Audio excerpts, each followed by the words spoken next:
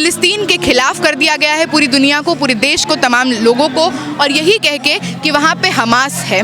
जबकि आप देखेंगे पिछले 3 साल से जो जनसंहार चल रहा है उसमें कुछ खाली हमास का नहीं है, आम सिविलियंस की जाने जा रही हैं। पूरी तरह से कोशिश है कि धरती से फ़िलिस्तीनियों का अस्तित्व मिटा दिया जाए। तमाम सरकारें अपना एक कैपिटलिस्ट, इंपीरियलिस्ट मुनाफा देखकर आज अपने देश की जनता पे भी यही शोषण कर रही है।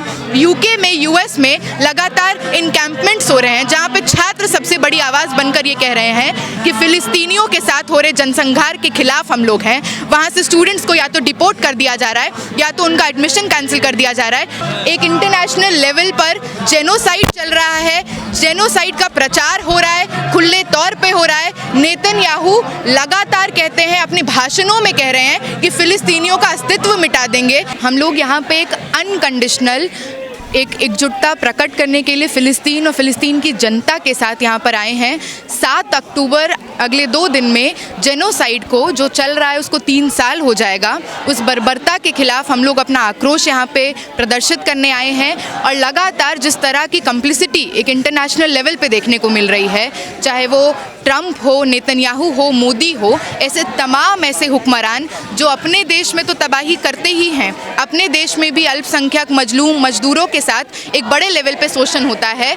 और वहाँ पे देख रहे हैं कि एक इंटरनेशनल लेवल पे जो इनकी एकजुटता दिख रही है, साठगांठ दिख रही है, जिसके कारण आज फ़िलिस्तीन में किसी भी तरह का कोई संसाधन नहीं बचा है। अस्पताल को बम्बार्ड कर दिया जा रहा है, स्कूलों को बम्बार्ड कर दिया जा रहा है, कॉलेजेस ख़त्म हो गए हैं। लगातार ऐसे यूएन शेल्टर्स जहाँ पे लोग पनाह लेकर रह रहे हैं, इस तरह का अमानवीय हालत है कि उनको उड़ा दिया जा रहा है बम से। और लगातार खासकर इस राज्य में जहाँ पे हम लोग रहते हैं, जिस राष्ट्र में हम लोग रहते हैं, उसका एक एंटी इंपीरियलिस्ट सेंटिमेंट और एक इतिहास रहा है। चाहे वो खुद की आज़ादी का 100 वर्ष का जो ब्रिटिश हुकूमत था उससे आज़ादी का आंदोलन हो, उसके बाद हम देखते हैं ये वो देश है जो 1947 में सबसे पहली कतार में खड़ा होता है फ़िलिस्तीन के समर्थन में। यहाँ पे गांधी कहते हैं कि फ़िलिस्तीन का जो स्वाभिमान का अधिकार है, डिग्निटी का अधिकार है, वो एक मानवीय अधिकार है। और उसके साथ हर देश जो इस शोषण से गुजरा है उसका एक मॉरल, एक ड्यूटी है कि उसके साथ खड़े हों। आज हम देखते हैं कि आज़ादी के इतने सालों बाद मोदी सरकार इस तमाम लेगेसी को उलटकर आज नेतन्याहू के साथ कंधे से कंधा मिलाकर खड़ी है। और हमारी सरकार, हम ये कहने आए हैं, हमको रिप्रेजेंट नहीं करती, हमारी सरकार अपने मंसूबे को रिप्रेजेंट करती है। अदानी का हम देखते हैं एल्बिट ग्रुप के साथ टाई है, वही ड्रोन जो यहाँ पे बनते हैं वो जाते हैं और इजराइल में उसका इस्तेमाल होता है लोगों पर निगरानी रखने के लिए, लोगों पर बम गिराने के लिए। और ये वही ड्रोन है जो देश के छत्तीसगढ़ में, बस्तर में इस्तेमाल होता है आदिवासियों पर। तो ये जो साठगांठ है कि एक बड़े लेवल पर इंपीरियलिस्ट फोर्स को पावर मिलेगा और इस देश में फांसीवाद को पावर मिलेगा, इसके खिलाफ आज यहाँ पे देश के कोने कोने से, दिल्ली के कोने कोने से स्टूडेंट्स आए हैं। क्यों छोड़ दिया अकेला, आखिर क्या वजह रही है? बहुत मुस्लिम कंट्री भी उनके साथ नहीं आ रही है। बहुत साफ वजह है कि आज जिस तरह से एक समुदाय को जो इस तरह की ताकतें करती हैं, एक समुदाय को विलेनाइज करने का काम, एक समुदाय को क्रिमिनलाइज करने का काम, आज ये जो नफ़रत है जो देश के कोने कोने में पनप रही है, एग्जिस्ट करती है, उसको हवा देते हुए फ़िलिस्तीन के खिलाफ कर दिया गया है पूरी दुनिया को, पूरे देश को, तमाम लोगों को। और यही कह के कि वहाँ पे हमास है। जबकि आप देखेंगे पिछले 3 साल से जो जनसंहार चल रहा है उसमें कुछ खाली हमास का नहीं है, आम सिविलियंस की जाने जा रही हैं। पूरी तरह से कोशिश है कि धरती से फ़िलिस्तीनियों का अस्तित्व मिटा दिया जाए।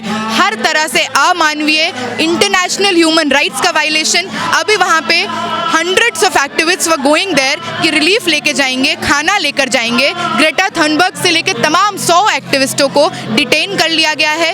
फ्लोटिलास जो वहाँ पे एड लेके जा रही थी उनको रोक दिया गया है। ग्रेटा थनबर्ग के बारे में हम जानते हैं कि किस तरह से उनको घसीटा जाता है, मारा जाता है, इजराइल के फ्लैग को कहा जाता है किस करो। और इस तरह का जो अमानवीय बर्ताव है जो लगातार वहाँ पे चल रहा है, तमाम सरकारें अपना एक कैपिटलिस्ट, इंपीरियलिस्ट मुनाफा देखकर आज अपने देश की जनता पे भी यही शोषण कर रही है। यूके में, यूएस में लगातार इनकैंपमेंट्स हो रहे हैं जहाँ पे छात्र सबसे बड़ी आवाज़ बनकर ये कह रहे हैं कि फ़िलिस्तीनियों के साथ हो रहे जनसंहार के खिलाफ हम लोग हैं। वहाँ से स्टूडेंट्स को या तो डिपोर्ट कर दिया जा रहा है या तो उनका एडमिशन कैंसिल कर दिया जा रहा है। इसी देश में हम लोग ड्यू में हैं, ड्यू में हम लोग सॉलिडारिटी में एक स्टडी सर्कल भी करते हैं। अगर फ़िलिस्तीन के समर्थन में पुलिस, सीआरपीएफ तैनात हो जाती है हैं, FIR से लेके कॉलेज में सस्पेंशन की धमकियां आने लगती है। तो आप ये जानिए कि तमाम देश जो आज फिलिस्तीन के साथ खड़े हैं, उस देश की फिलिस्तीन के खिलाफ खड़े हैं, उस देश की आवाम खुले तौर से फिलिस्तीन के साथ खड़ी है। बीच बीच में ये सुनने को मिलता है कि शांति बहाल होने वाली है। अब 1-2 दिन से फिर अमेरिका ने पहल करी है, कुछ देशों को अपने साथ ला रहे हैं, लेकिन हमास और इजराइल तो मानते नहीं ना, देखिए किसी की बात।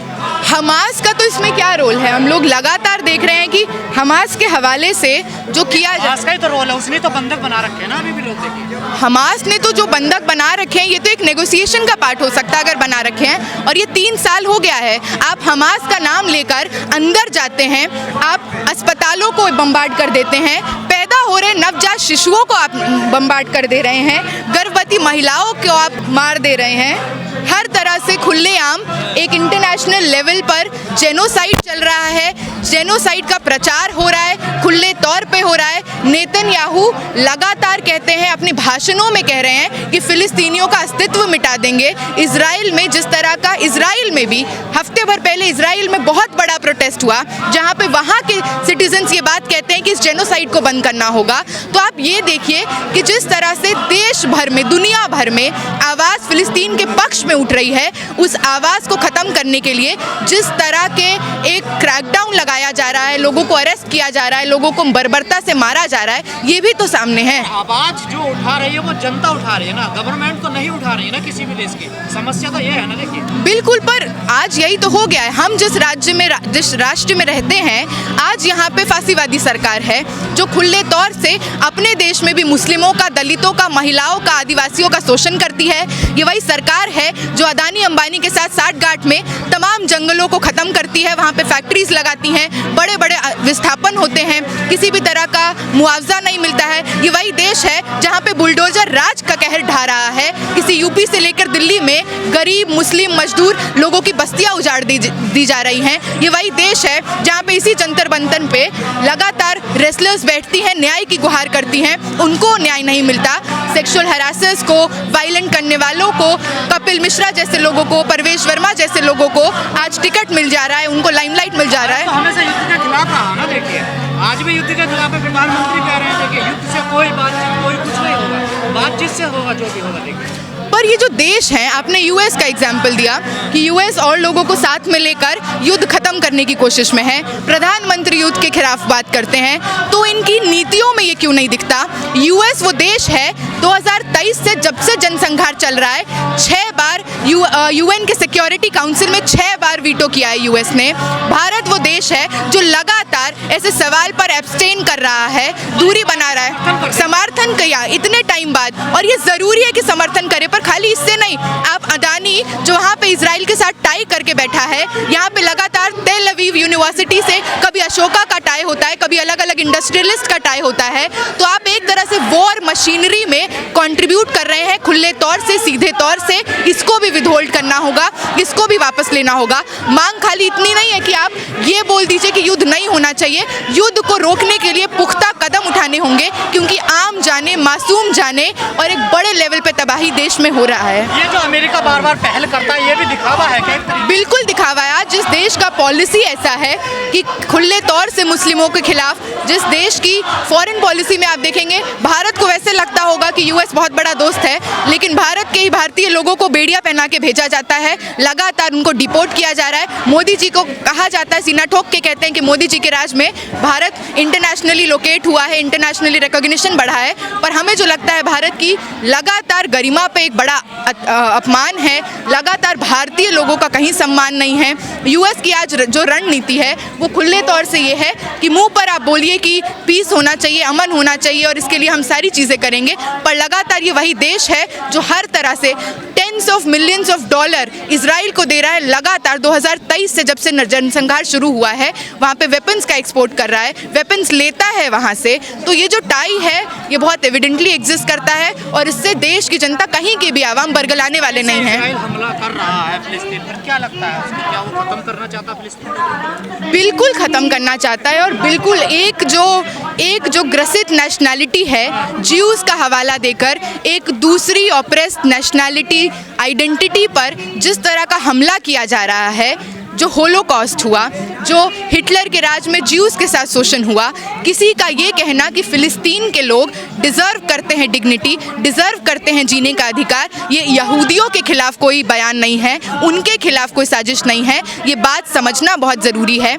आज जो तर्क देकर लगातार हमास के हवाले से यहूदियों की आइडेंटिटी को इस्तेमाल करके जो नफरती ग्रसित मानसिकता से आज लिटरली नेतन्याहू वॉर क्रिमिनल है, नेतन्याहू मर्डरर है, मास मर्डरर है, और इजराइल, वहाँ की मिलिट्री, वहाँ के लोग जो इसको साकार कर रहे हैं, इसका सपोर्ट कर रहे हैं, उनको जानना होगा कि ये अमानवीय है, ह्यूमन राइट्स का वायलेशन है, और पूरी तरह से आपको कोई अधिकार नहीं है कि एक देश में रह रहे लोगों को उनको अपनी ही धरती से धकेल निकालें, उनको मार डालें। जिस तरीके का प्रस्ताव दिया जा रहा है शांति के लिए, और देखा जा रहा है कहीं तक जो हमास है वो भी सहमत होता हुआ नजर आ रहा है, तो क्या लगता है आपको रुक जाएगा जो नरसंहार हो रहा है? हमास सहमत है, हमास आज सहमत नहीं है। हमास कम से कम 20 बार इस पूरे 3 साल में सहमत हुआ है, बार बार नेगोशिएशन हुए हैं, बार बार टॉक्स हुए हैं, उधर से जो बंदी हैं उनको रिलीज़ किया गया, उसके बाद इजराइल ने बैक ऑफ कर लिया। हम देखते हैं कि कुछ टाइम पहले ही होता है कि वॉर रुक गया है, वॉर रुक गया है, वॉर रुक गया है। और पहली बात तो ये जानना ज़रूरी है, वॉर नहीं, ये जेनोसाइड है, एक तरफा हमला है, इस भाषा में सुधार की ज़रूरत है। दूसरी तरफ हम देखते हैं कि हर तरह से हर 6 महीने पे ये छलावा फेंका जाता है कि वॉर रोक दिया गया है, जेनोसाइड खत्म हो गया है, लेकिन असलियत यह है कि अंदर ही अंदर ड्रोन्स चल रहे होते हैं, अंदर ही अंदर शायद उस बड़े लेवल पर वो कवरेज नहीं हो रहा है, पर अंदर ही अंदर लगातार इजरायली मिलिट्री आकर बच्चों को उठा ले रही है, लोगों को उठा ले रही है, कैदी बना रही है, लगातार स्कूल्स खत्म हो गए। गाज़ा में कॉलेज जाने वाले स्टूडेंट्स नहीं बचे हैं, स्कूल जाने वाले स्टूडेंट्स नहीं बचे हैं। आज जब हम लोग बतौर स्टूडेंट्स यहाँ पे आए हैं, ये इतनी शर्मिंदगी की बात है कि दुनिया में एक ऐसा देश है जिसको सामने टेलीविज़न पर, इंस्टाग्राम रील पर, यूट्यूब पर हर संसाधन होने के बाद, हर दुनिया के लोगों को पता होने के बाद कि क्या हो रहा है, ये चुप्पी धारण करना बहुत शर्मजनक है।